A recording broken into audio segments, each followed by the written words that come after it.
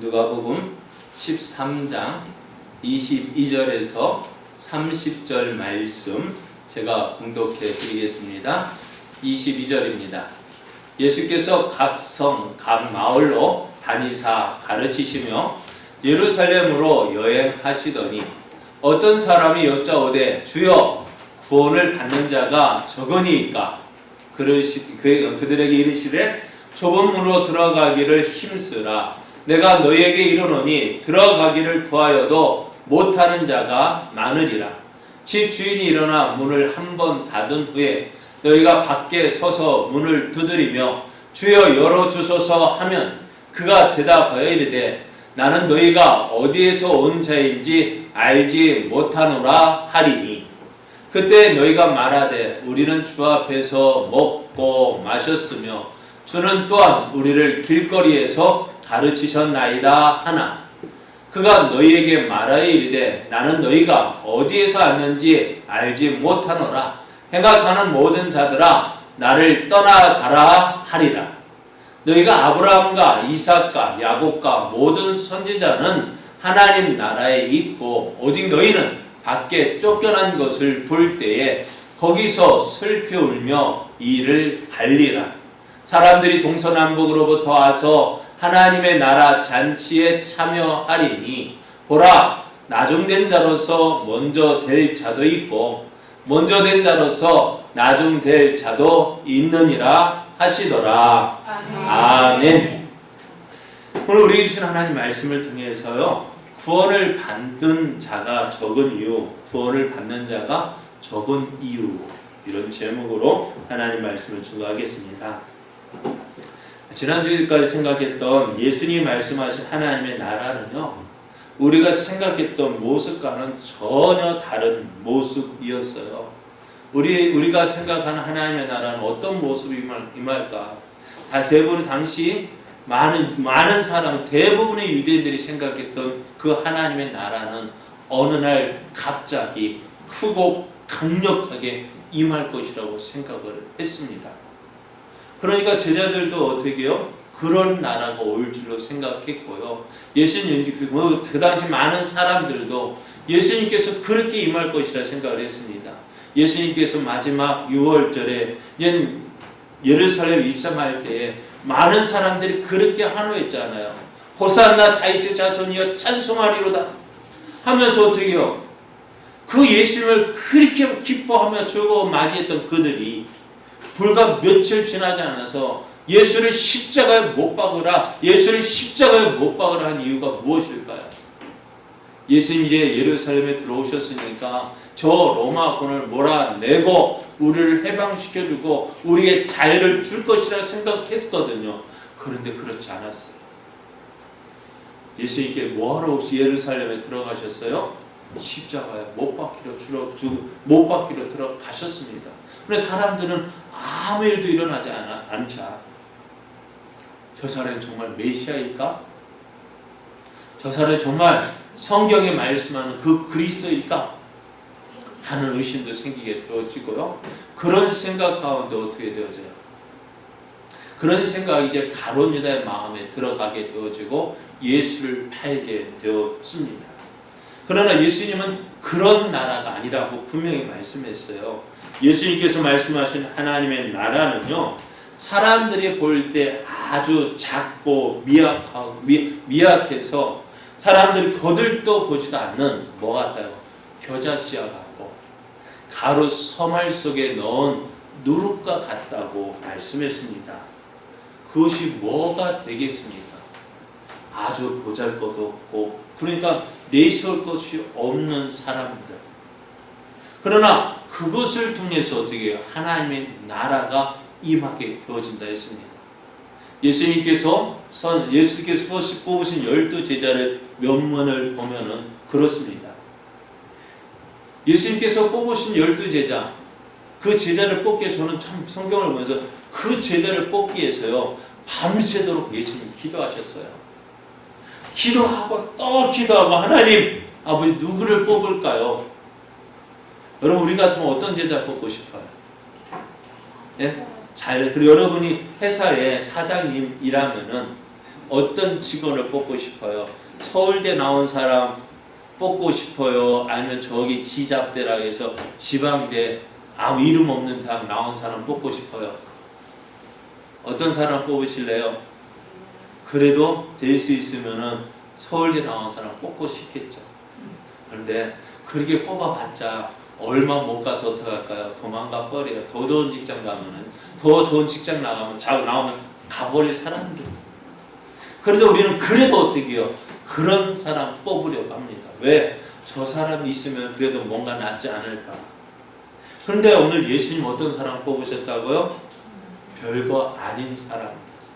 사람들이 볼 때, 야, 예수님이 12제자를 선택하시고 많은 사람 앞에서 이들이 내 제자다, 12제자다 하고 사람들 앞에 한 사람씩 한 사람씩 소개할 때에 사람들은 뭐라고 생각했을까요? 에이구, 저런 사람을 예수로 뽑았어, 제자로 뽑았어 하고 사람들이 수근수근 거리고 손가락, 에이구, 내가 아무리 못해 저보다 낫겠다.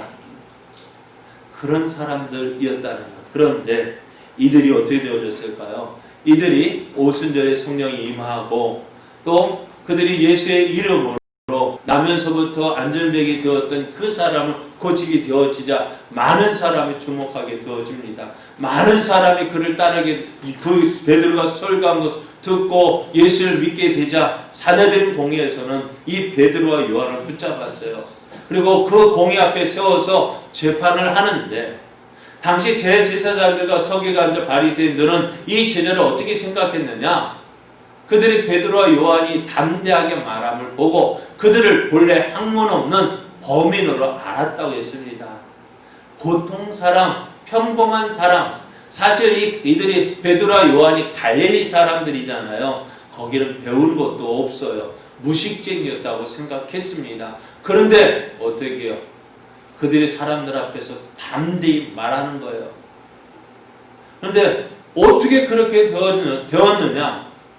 예수와 함께 있었고 또 그 옆에 또 그들이 뭐라 할 수 없는 것이 그 증거, 병 나은 사람이 어떻게 해요?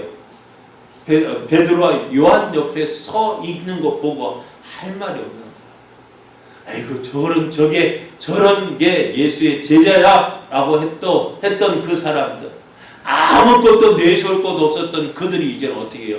그 많은 사람들 앞에서 어떻게 해요? 대제사장과 당대에 뛰어난 사람들도 그 베드로 앞에서, 요한 앞에서 아무 말도 없는, 할 말이 없는 거예요. 왜요?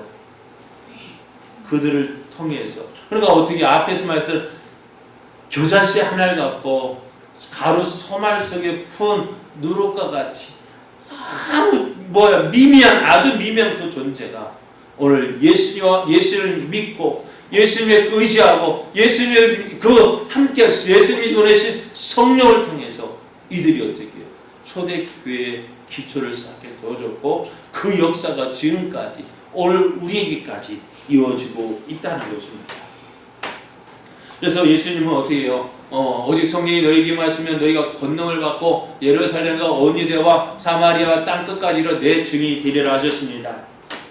예수님은 이런 하나님의 나라를 말씀해 주셨어요. 이 말씀을 듣는 우리도 솔직하게 다른 사람과 비교해 볼 때에 내세울 것이 별로 없잖아요. 자랑할 게 있습니까? 말로는 없다 하지만 속으로, 그런데 우리하고 동네 사람들하고 하면 네가 잘나니 내가 잘나니 한번 싸우자고 하잖아요. 말 여기서는 없어요 하지만은 솔직하게 누가 내 자존심 건들면 어떻게 돼요? 그 자존심이 우리가 얼마 그 자존심 내세울 게 뭐가 있겠어요? 그런데 오늘 이런 우리를 어떻게 해요? 하나님께서 부르셨다는 거예요. 겨자씨 하나를 갖고 별로 효력이 없는 그냥 모양만 누룩이었지 그게 제대로 발효하지 못하는 그 누룩과 같은 존재인 우리들을 하나님은 오늘도 우리를 부르셨어요. 만약에 그때 예수님 초대교회 그 제자들과 그때 그랬지 하고 똑똑하고 지혜로운 사람 불렀으면은 오늘 저와 여러분은 여기에 있을 수가 없다는 거예요. 그러면 오늘 우리는 제자들과 하나님, 나는 아무것도 아닙니다. 그래서 어떻게 나는 하나님의 도우심이 필요합니다. 주님이 함께 주셔야 합니다. 그 주님과 함께 나가야 돼요. 그 주님과 동행해야 오늘 우리를 통해서 어떻게 해요? 하나님 역사가 일어나는 거예요. 자, 오늘 우리의 삶, 그래서 우리의 삶이 그런 하나님의 뜻을 이루어가는 삶 되어지기를 예수님의 이름으로 축복합니다. 그래, 예수님의 사역은 계속 되어집니다. 그런데 예수님의 사역은 어느 한 곳에 머물지 않고 계속 각 성과 각 마을로 다니시면서 행했습니다. 그래서 예수님께서 어느 곳으로 가고 있는데 한 사람이 묻습니다. 주여, 구원을 받는 자가 적으니까? 라고 묻습니다. 이 사람 예수님과 함께 하면서 나도 예수님을 따라다녀야겠다, 예수님과 함께 해야 되겠다, 그런 마음을 가졌는지 몰라요. 그런데 다른 사람도 그렇지 않은 것 같아요. 많은 사람들이 예수님 앞에 와서 병고침을 받았고 예수님의 말씀을 들었습니다. 또 예수님에 대해서, 예수님께서 전에 가르치는 하나님 나라에서 대해서 배웠습니다. 그런데 주위 사람들을 보니까는 전심으로 예수님을 따른 사람이 없는 것 같아요. 그래서 예수님께 묻기를 구원을 받는 자가 적으니까? 라고 물었습니다. 이 사람의 물은 대로 예수님께서 가르치는 사역, 고치시는 사역, 전파하시는 사역을 통해서 많은 사람이 하나님 나라에 대해서 알았고 또 예수님을 경험했단 말이에요. 그런데 정작 예수님을 따르는 사람은 적었다는 것입니다. 이런 모습을 보면서 오늘을 살고 있는 우리들 가운데 이런 모습이요, 오늘 우리 가운데서 많이 보여주고 있습니다. 예전에 외국인들이 밤에 비행기로 김포공항에 착륙할 때 보니까요, 하늘에서 밤하늘에 보면 뭐가 보일까요? 뭐가 보일까요? 가로등이 보일 거고요. 그죠? 빨간 게 곳곳마다 있는 거예요. 그래서 사람 물어봤대요. 저게 뭐요? 했더니만 십자가라고 했더니 십자가가 저렇게 많아요? 공동묘지인 줄 알았대요. 나중에 보니까 뭐예요? 그게 다 교회였습니다. 가는 곳마다 교회 투성이에요. 교회가 그렇게 많았더래요. 이야, 한국엔 참 교회가 많다 했는데 또 놀란 것은 뭐냐면 주일이면 어떻게 해요? 예배 드린 사람이 그렇게 많았다. 그러잖아요. 서울에 가면 막 차 보면, 다니는 차 보면 다 무슨 차예요? 대부분 교회 이름 붙인 차들이잖아요. 또 교회 앞에 큰 교회 가면 막 많은 사람이 막 큰 버스에 내려가지고 예배 드리고, 그러니까 이런 것을 보고 깜짝 놀랐어요. 한국의 복음이 전파된 지 130여 년이 지났지만은 이제 그 짧은 시간에 이렇게 복음 많은 사람이, 많은 교회가 생기고 많은 사람이 예수를 믿는 것은 기독교 역사상 보기 드문 일이었다는 것입니다. 그것 때문에 깜짝 놀랐어요. 근데 또 한 가지 더 놀란 것이 있답니다. 주일이면 그렇게 많은 사람 예배를 드렸는데 월요일 되면 그 많은 사람은 어디 갔는지 보이지 않더라는 거예요. 다 어디 갔을까요? 믿는 사람을 찾아볼 수 없는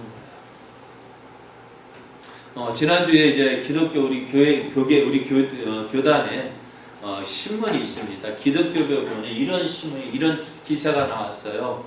어떤 기사가 나왔냐면 제목이 그래요. 경남 기총 기독 국회의원 당선 감사 및 축하.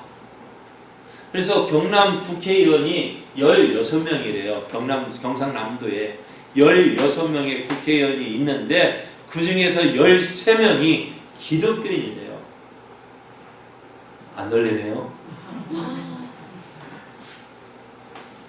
13명, 16명 중에 13명이 기독교인이래요. 야, 그러니까 교회에서 참 놀랄 일이고 감사할 일입니다. 그런데 문제는 뭐냐면요, 이들이 그러기 경상남도만 이러겠습니까? 다른 지역은 어떨까요? 뭐 여기 전라남도는 조사해보지 않았습니다만은 믿는 사람이 참 많이 있을 거예요. 그죠? 그런데 그들이 국회의원이 되었으면 어떤 모습으로 내가 한 예수 그리스도를 믿는 예수쟁이로서의 그 맛과 그 빛을 발해야 될 텐데, 국회의원이 되어서 이렇게 축하한다고 예배도 드리고 기도회도 하지만은 끝나고 나면 온데간데 없이 사라져버려요. 국회에서 법이 제정되어질 때에도 기독교에 반한 것이 생기면 목숨을 걸고 믿는 사람 목숨을 걸고 반대해야 될 텐데 그렇지도 않고요. 당론이라면 따라가야 되고요. 맛을 잃어버리고 빛을 잃어버렸어요. 이것이 문제입니다. 많은 사람이 교회에 다닌다고 합니다. 하지만 오늘 본문에서 어떤 사람이 예수님께 말하는 것처럼 구원을 받는 자가 적으니까 구원을 받는 사람이 얼마나 될까요? 예수를 따르는 사람들 가운데서 과연 오늘 예수를 믿는다고 하는 우리들 가운데서 과연 얼마나 많은 사람이 예수를 믿고 있을까요? 정말 예수님께서 오실 그날에 구원의 자리에 들어갈 사람이 과연 얼마나 될까요? 예수님 당시에도 많은 사람이 예수를 믿었잖아요. 믿는다고 따랐잖아요. 그런데 그 사람들이 예수를 믿는다고 따랐던 그 사람들이 예수님께서 십자가에 못 박히실 때에 어느 누가 예수님은 안 된다고 어느 누가 말렸을까요? 왜 적을까? 예수님이 이렇게 말씀하십니다. 좁은 문으로 들어가기를 힘쓰라. 내가 너에게 이르노니 들어가기를 구하여도 못하는 자가 많으리라 했습니다. 구원받기를 원하는 사람은 좁은 문으로 들어가기를 힘쓰라고 했습니다. 구원 받는 것에 대해서 여러분 어떻게 생각하십니까? 쉬울까요? 어려울까요? 제가 참 잘못 들으면은 오해할 만한 이야기를 하고 있습니다. 구원 받기가 어려울까요? 쉬울까요? 쉽기도 하고 어렵기도 합니다. 간단해요. 구원받는 거. 예수님 믿기만 하면 됩니다. 그죠? 예수님 믿기만 하면 구원 받아요. 그런데 문제는 어떻게 믿느냐는 것입니다. 어떻게 믿느냐는 거예요. 구원을 받기 위해서는 좁은 문으로 들어가기를 힘쓰라고 했습니다. 이 말은요, 그냥 대충 하라는 이야기가 아닙니다. 좁은 문이라고 할 때 상대적으로 어떤 문이 있을까요? 좁은 문이 있으면 어떤 문이 있을까요? 넓은 문, 큰 문도 있단 말이에요. 그런데 예수님은 좁은 문으로 들어가라 말씀합니다. 그 이유에 대해서 마태복음에 보면은 이렇게 말해서 좁은 문으로 들어가라. 멸망으로 인도하는 문은 크고 그 길이 넓어 그리로 들어가는 자가 많고 생명으로 인도하는 문은 좁고 길이 협착하여 찾는 자가 적다라고 말씀했어요. 왜 좁은 문으로 들어가야 되느냐? 어떻게 해요? 멸망으로 인도하는 문은 크고 넓어서 그리로 들어가는 자가 많아요. 왜 그럴까요? 예? 왜 그럴까요? 편하니까요. 쉬우니까요. 여러분 신앙생활은요 쉽게 해서는 안 돼요. 신앙생활은 내 마음대로 하면 안 돼요. 생명으로 인도하는 문은 어떻다고요? 좁고 길이 협착해서 찾는 자가 적다고 했습니다. 그런데 오늘 우리는 어떻게 신앙생활하고 있습니까? 신앙생활을 한다는 것, 예수를 믿는다는 것 결코 쉬운 길이 아닙니다. 왜냐하면 믿는 사람끼리 있다 한다면 그냥 다 이해하고 넘어가겠죠. 그러나 우리가 살고 있는 이 땅에는요, 믿는 사람만 있는 것이 아니라 믿는 사람보다는 믿지 않는 사람들이 더 많이 있고요. 어쩌면 그들이 더 많은 힘을 가지고 있고요. 그러다 보니 어떻게 예수님을 믿는 예수쟁이로서의 삶은요 그리 쉽지 않습니다. 그러니까 사람들은 어떻게 할까요? 쉽지 않으니까 어떻게 해요? 어렵게 생활하는 것이 아니라 쉽게 생활하려고 합니다. 어떻게 해요? 예수 믿지 않는 사람들과 똑같이 지내는 거예요. 그들과 똑같은 모습으로 살다가요, 예배 시간 되면 와서 예배 드리고요, 예배할 때는 참 예배자의 모습 다 보지만은 예배 끝나면 어떻게 돼? 다 벗어버리고 똑똑 본래 모습으로 돌아가는 거예요. 그러니까 어떤 모습이에요? 교인이 되어지는 거예요. 교회 다니는 사람. 그리스도인이 아니라, 그러니까 크리스찬이 아니라 처치맨이 되는 거예요. 그래도 어떻게 보면은요, 똑같은 모습으로 살다가 주일이면 예배자의 모습 짠하고 나타나면은 목사 입장에서는 그래도 감사해요. 하지만 하나님의 입장에서 볼 때에, 하나님의 눈으로 볼 때에 그 모습을 하나님께서 기뻐하실까요? 하나님께서 그런 모습을 정말 기뻐하실까요? 일주일은 내 멋대로 내 마음대로 딱 세상 사람들은 똑같이 살다가 주일 예배 시간만 딱 가서 예배 드리고 또 나가면 안녕히 계십시오 하고, 하나님 교회 안녕히 계십시오 하고 나는 내 갈 길 갈게요 하면 하나님이 그것을 기뻐하실까요? 예수님이 없는 생활, 예수님이 없는 신앙생활은 그게 신앙생활이 아닙니다. 종교생활입니다. 이런 종교생활은 하나님께서 기뻐하지 않습니다. 그래서 어떻게 해요? 이 쉬운 길, 세상 사람들로 가는 그 길로 가지 말고 좁은 문으로 들어가기를 힘쓰라 했어요. 나중에는요, 거기를 들어가기를 구하여도 못하는 자가 많다라고 했는데요. 이 말씀 25절과 같이 생각해 보면 쉬울 것 같습니다. 집주인이 일어나 문을 한번 닫은 후에 너희가 밖에 서서 문을 두드리며 주여 열어주소서 하면 그가 대답하여 이르되 나는 너희가 어디에서 온 자인지 알지 못하노라. 여러분, 이 말씀을 보면 어떠고요? 문이 있죠. 문이 항상 열려 있는 것이 아닙니다. 문은 어떻다고? 문은 뭐하러 달아놨어요? 여러분, 문은 왜 달아놨을까요? 문은 왜 만들어놨죠? 항상 열어놓은 높이에서 있다면 어떻게 될까요? 그건 문이 아니죠. 문은 어떻게 돼요? 닫으려고 만들어 놓은 거예요. 그리고 어떻게 해요? 한번 다시, 이 문은요, 천국문 한번 닫히면 다시 열리지 않는다는 거예요. 그런데 닫힌 후에, 오늘 말씀은 닫은 후에 많은 사람이 두드리면서 열어달라고 할 것이다 라고 이야기해요. 그들은 이렇게 내가 누군지 아세요? 라고 말한답니다. 내가 누군지 아세요? 우리는 주 앞에서 먹고 마셨으며 주는 또한 우리를 길거리에서 가르치셨습니다. 이 사람들은요, 예수님과 함께 먹었습니다. 예수님의 가르침을 들었습니다. 그러면서 이 생각하기는 우리는 예수님을 알고 있습니다 라고 이야기합니다. 그래, 이들은 예수님을 알고 있습니다. 하지만 문제가 뭐냐? 이들은 예수님을 알고 있지만 예수님은 이들을 모른다는 거예요.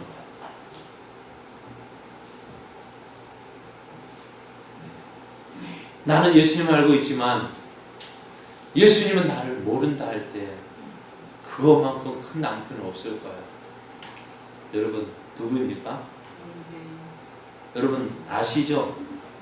알아요? 몰라요? 여러분 아는 사람이에요? 모르는 사람이에요? 알고 있죠. 그죠? 그래요. 저는 대통령을 잘 알고 있습니다. 매일 텔레비전 볼 때마다 보고 있고요. 오늘은 어디 가서 무엇을 했는지 나 알고 있습니다. 뿐만 아니라 그의 고향이 어디고 출신 학교는 무엇이었고 대통령이 되기 전에 어떤 직업을 가지고 있고 혈액형, 가족관계 뭐 등등 다 달달달 외우고, 그래서 나는 이렇게 대통령을 알고 있습니다. 라고 말합니다. 그렇습니다. 이 사람 대통령을 알고 있습니까? 알고 있는 거예요? 모르고 있는 거예요? 예? 문제는 뭐예요? 나는 알고 있는데 이분이 나를 모르면 뭐예요? 그럼 어떻게 될까요? 어떻게 될까요? 아는 것이라고 얘기할 수 있어요. 그래가지고 청와대 가서 청와대 앞에 가 나 안다고, 나 알고 있다고 아무리 이야기해 보십시오. 그럼 청와대에서 저 전화해 볼 거 아니에요. 누구 왔는데 아십니까? 하면 나 모르는데 하면 어찌 될까요?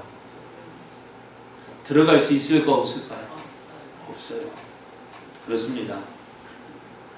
내가 대통령에 대해서 그거는 내가 대통령에 대해서 알고 있는 것이지, 그죠? 오늘 우리가 예수님을 알고 있다는 것도요, 잘 생각해봐요. 내가 예수님에 대해서 알고 있는 것하고 내가 예수님을 알고 있는 것하고 다른 거예요. 진짜 아는 것은 뭐냐면요, 서로 대화가 통하는 거예요. 사귐이 있는 거예요. 지금이라도 당장 전화해가지고 만나 하면 어떻게 해요? 그래, 만나자. 됐다. 그러면서 서로 만나고 그러면 사귀는 것이 그게 진짜 알미지. 저 사람이 과연 나를 알아볼까? 그건 아는 거 아니에요. 대해서 아는 것이지. 오늘 우리가 예수님을 믿으면서도, 믿는다고 하면서도요, 예수님을 제대로 알지 못하는 경우가 많아요. 자, 여러분 예수님 믿는 이유가 뭐예요? 여러분 예수님 왜 믿으셔요? 왜 믿으신대요? 한번 물어보고 싶어요. 예수님 믿는 이유가 뭐예요? 네? 한번 듣고 싶어요. 왜 믿어요? 예수님 믿는 이유가 뭐예요? 그리고 예수님이 뭐 때문에 막 이렇게 와가지고, 자, 어쩔 때는 제가 막 할 말 못할 말 해도 다 듣고 있어야 돼요. 네? 좋은 소리만 하면 좋겠는데 때는 뭐라 할 때도 있죠. 왜 그 소리 들어야 돼요? 왜 예수님 믿어요? 왜 그런 소리 듣는 거예요? 우리가 예수님 믿는 이유가 뭐냐? 다른 것 때문이 아니라요. 저는 이렇게 말하고 싶어요. 예수님께서 이 땅에 오신 이유가 뭘까요? 예수님께서 이 땅에 오신 이유는 이거예요. 인자가 온 것은 섬김을 받으려 함이 아니라 도리어 섬기려 하고 자기 목숨을 많은 사람의 대속물로 주려 함이라고 했어요. 왜 예수님은 자기 목숨을 많은 사람의 대속물로 주려 하실까요? 무엇 때문일까요? 죄인 우리는 어떻게 한번 죽는 것은 사람에게 정한 것이고 그 다음에 뭐가 있어요? 심판이 있습니다. 하나님의 심판이 있어요. 그 하나님의 심판에서 우리는 어떻게 될까요? 어떤 판결을 받을까요? 죄인인 우리는요, 하나님 기쁘시게 하지 못하는 삶을 산 우리들은 죄인은 어떻게 해요? 그 죄값을 어떻게 될까요? 하나님 심판 받아야 돼요. 이 땅에서도 죄를 지으면 어떻게 해요? 그 죄값을 받아야 되잖아요. 그죠? 그럼 우리가 이 땅에 살면서 지은 그 죄, 하나님 보시기에 악한 그 일에 대한 그 죄값을 어떻게 해결해야 될까요? 그냥 다 없이 하고 하나님 나라에 들어갈 수 있을까요? 어떻게 돼요? 심판받는단 말이에요. 우리 그 심판에서 어떻게 해요? 지옥이라는 판결을 받을 수밖에 없어요. 사형이라는 판결을 받을 수밖에 없단 말이에요. 그럼 어떻게 우리는 지옥으로 갈 수밖에 없는 우리들이에요. 그래, 지옥 갈 수밖에 없는 우리를 어떻게 해요? 우리를 구원하기 위해서 하나님 예수를 보내주셨고, 예수님은 우리를 위해서 십자가에 죽어 주심으로 자기를 믿는 사람들을 어떻게 의롭다 하신다는 거예요. 하나님이 세상을 이처럼 사랑하사 독생자를 주셨어요. 하나님께서 이 세상의 모든 사람을 위해서 독생자를 주셨지만 모든 사람이 구원받는 거 아니에요. 누구가 구원받을까요? 예수를 믿는 사람만 구원받습니다. 오늘 우리가 예수를 믿는 이유가 뭐냐? 뭘까요? 지옥 가지 않고 천국 가기 위해서입니다. 하나님께서 예수를 보내주신 이유가 바로 그거예요. 그렇다면은 오늘 우리가 예수를 믿을 때에 어떤 모습으로 믿어야 되느냐? 내 마음대로 믿으면 안 돼요. 많은 사람이 어떻게 돼요? 하나님께서 나를 보실 때 나를 어떻게 보실까를 생각하지 않아요. 하나님 나를 보실 때 어떤 모습일까? 하나님 나를 인정해 주실까? 그런 모습으로 보지 않고요. 내가 이렇게 했으니까 하나님께서 나를 천국에 들여보내 주시겠지. 내가 이거 했으니까 이렇게 살았으니까 아니, 그렇지 않다는 거예요. 내가 이렇게 했으니까 그럼 어떠면 넓은 문이에요. 내가 하고 싶은 대로요. 내가 하고 싶으면 하고 하기 싫으면 하지 않고. 누가 주인이에요? 내가 주인이잖아요. 내 마음대로 신앙이잖아요. 그게 제대로 된 신앙 아니잖아요. 그런데 솔직하게 우리의 신앙은 어떤 모습입니까?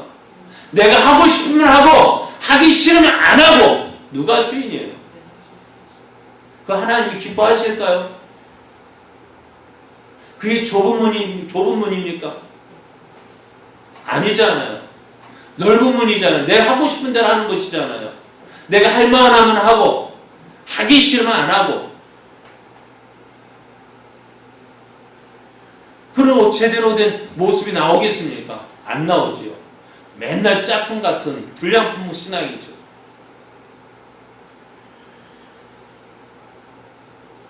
그러니까 그런 모습으로 예수를 믿고 있는 거예요. 그렇게 생각했던 사람들이 있습니다. 그 사람들 누구냐? 나는 아브라함, 이삭, 야곱의 자손이라고 말하는 유대인들이었습니다. 이들은 자신이 언약의 자손이기 때문에 당연히 구원받고 하나님 나라에 들어갈 것이라고 생각을 했습니다. 그러나 예수님이 뭐라 말씀하십니까? 이렇게 말씀해요. 너희가 아브라함과 이삭과 야곱과 모든 선지자는 하나님 나라에 있고 오직 너희는 밖에 쫓겨난 것을 볼 때 거기서 슬피 울며 이를 갈 것이라 했습니다. 이들은 마지막 날에 하나님 나라에 들어가기를 원하여도 얻지 못한다고 말씀하고 있습니다. 내가 아무리 예수님을 알고 있고 예수님과 함께 식사를 하고 또 예수님의 가르침을 받았다 할지라도 예수님은 그들을 향하여 뭐라 말씀하시느냐? 나는 너희가 어디에서 왔는지 알지 못하노라. 행악하는 모든 자들아 나를 떠나가라 하겠다고 말씀하십니다. 그러면서 예수님은 어떤 사람을 받아들이느냐? 유대인들이 이런 유대인들로부터 넌 죄인이야, 넌 셈이야, 너는 이방인이야 따돌리며 천대받고 멸시받았던 그 사람들은 동서남북으로부터 와서 하나님 나라의 잔치에 참여하게 될 것이라고 말씀합니다. 천국에는 과연 어떤 사람이 들어갈까요? 어떤 사람이 들어갈까요? 누가 그러더라고요. 내가 만약 천국에 들어가면은 세 번 놀랄 거라고요. 첫 번째는 내가 천국에 갔다는 사실을 놀랄 거고요. 그래서 천국 보니까 깜짝 놀랄 일이 뭐냐? 저 사람도 와 있네? 어떤 사람이요?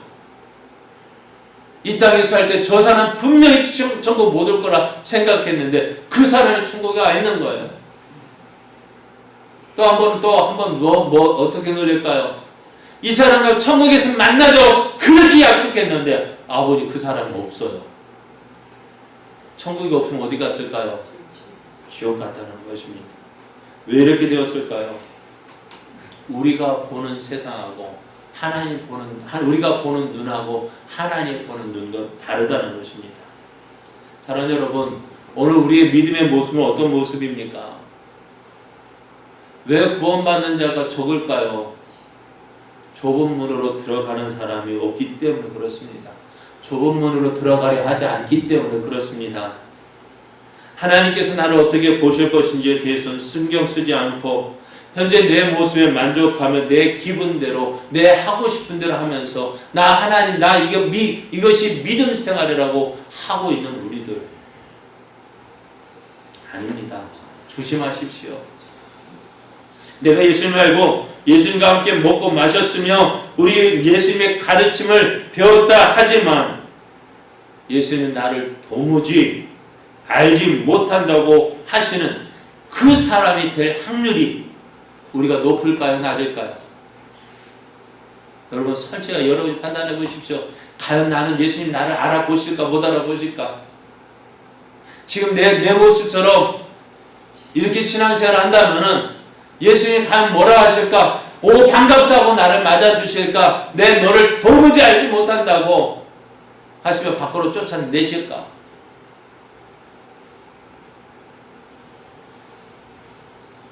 오늘 이 말씀을 주시는 이유가 뭘까요? 오늘 예수님께서 이 말씀을 주시는 이유가 뭘까요? 저는 이 한마디에 위로를 얻습니다. 보라, 나중된 자로서 먼저 될 자도 있고 먼저 된 자로서 나중될 자도 있느니라. 여러분, 운동 경기에서요, 뭐 몇 대 빵 하면 이길 수가 있을까 없을까요? 경기가 예를 들어서 야구 경기는 그래도 가능성이 있으니까 축구 경기 한다면 예를 들어 10대 1인데 약 5분 남겨졌다고 합시다. 그 역전 시킬 수 있을까 없을까요? 도저히 없어요. 근데 신앙생활은요, 역전할 수 있을까 없을까요? 신앙생활은요, 역전할 수 있어요. 예수님께 오늘 이 말씀에 저는 가장 큰 위로가 바로 이 말씀이에요. 나중된 자로서 먼저 될 자도 있고 먼저 된 자로서 나중될 자도 있느니라. 희망은 어떤 말씀일까요? 나중된 자로서 먼저 될 자도 있다라는 이 말씀을 붙잡아요. 하나님, 지금 내 모습이요, 어떤 모습, 하나님께서 신앙의 모습으로 점수를 매겨서 세워놓는다면 나는 어디가 있을까? 저 맨 끝에 있을 것 같은데 하나님께서 기회를 주셔서 이것을 역전시킬 기회로 역전시켜 주실 역전할 수 있는 기회를 주신다는 거예요. 지금부터 하면은 다 끝난 것이 아니라 지금부터